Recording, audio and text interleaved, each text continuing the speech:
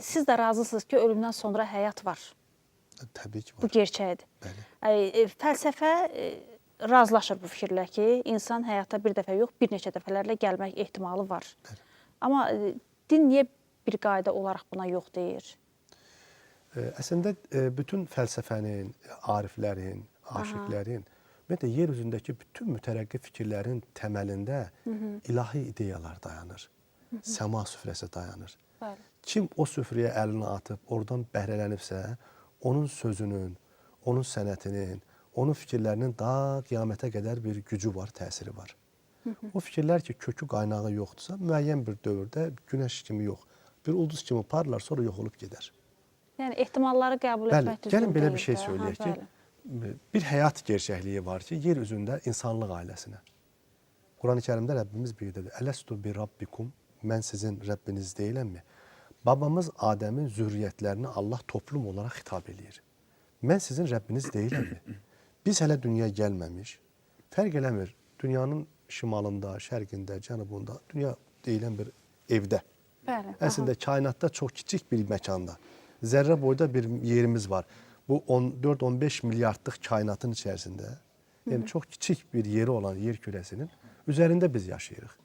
Və bu insanlara Allah xitab edir ki, mən sizin Rəbbiniz deyiləmmi? Biz də demişik, bəli, sən bizim Rəbbimizsən. Yəni Allah Teala o gün bizə cisim olaraq xitab eləməyib. Bizim ruhlarımıza xitab eləyib. Görürsünüz, insan nə qədər dəyərli olursa, alim olsun, akademik olsun, profesor olsun, vəfat edəndə deyirlər ki, ona deyirlər ki, cənazəni gətirin. Demirlər akademiki gətirin. Demirlər profesoru gətirin. Həkimi, hakimi gətirin. Deyirlər cənazəni gətirin. Niyə? Çünki Allah o disketi, bədənə qoyduğu ruhu, o nəfəxtu min ruhi, bayaq söylədiyimiz ayədə və yaxud da nəfəxə min ruhihi, onun varlığına Allah öz ruhunu üfürüb deyir. Baxın, insanı insan edən dəyər əslində bax o ruhdur. O ruhani gücdür. Allah onu alandan sonra bir insan ölüdür. Heç bir hərəkəti yox. Yəni onu deyirsiniz, təkrar gəlişi mümkün baxın, deyil. deməli, insana verilən bu ruhun bu həyatda yaşama şansı bir dəfədir. Ruhun yaddaşı yoxdur da deyirsiniz. Deməyək ki, ruhun yaddaşı yoxdur. Tam tərsinə. Var. Amma bəzən yaşanmışlar var. Məsələn, niyə bəzən mən elə gəlir ki, bunu nə vaxtsa keçmişəm, yaşamışam, bu hal məndə baş verir. Bax, o nədir o hal baxın, nədir? biz əgər ruha o cür baxmayaq, düzdür, ruh Allahın sirlərindən bir sir olsa da, Bəli. ruhun çox böyük bir bilgisi var, enerjisi var, gücü var. Doğru. Çünki Allahın nəfəsidirsə əgər bu, nə demək?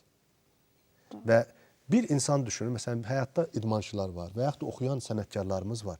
Görürsünüz, biri var, səs var, bağışlarsınız, ağızdan çıxır, səs var, qəlbdən çıxır, ruhdan gəlir. Söz var, ağızdan gəlir, beyindən var. Söz var, həqiqətən insanın o ruhundan, ruhunun dərin qatlarından inib gəlir. Onun təsir imkanları daha çoxdur. Ona görə ruhun özünün də gəliş yeri o ruhlar aləmindən gəlib. O çox zəngin bir dəyər daşıyır.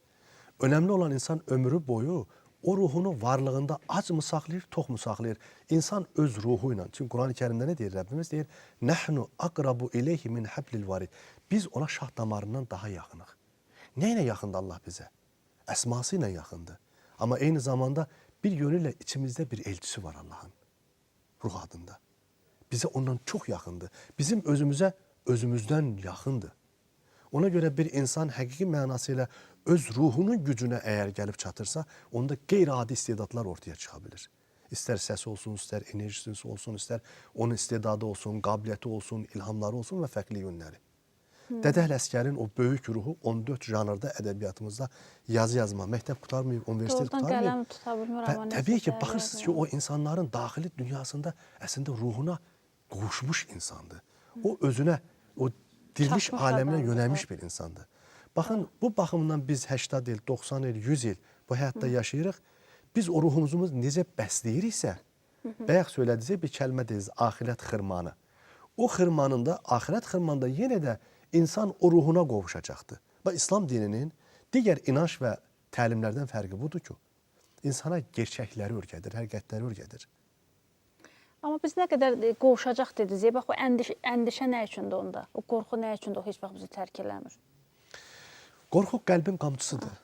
Bəli, çox qəribədir. Əgər qorxu olmamış olsaydı, amma bu qorxu İslamın anlattığı qorxu ilə bu dünyanın anlatdığı qorxu arasında böyük fərq var. İslamdakı qorxu bir ibadətdir. Əslində qəlbin haqqa Mən bilsiz hansı qorxudan danışıram? Endişə. Final. Hə, nə Final olacaq? qorxusundan. Və təbii ki, o qorxunu biz yaşamalıyıq.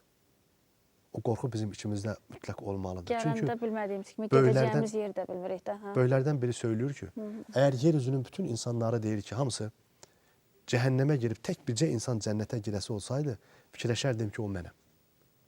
Tam tərsinə deyir, əgər bütün insanlar hamısı cənnətə girib biri cəhənnəmə girəcək olsaydı, onda fikirləşərdim o mənəm. Yəni insan bu baxımdan özünü çox düzgün dəyərləndirməlidir ki, mən kiməm? Mən necə bir qulam? Allaha necə qulluq edirəm? Bu köləlik deyil.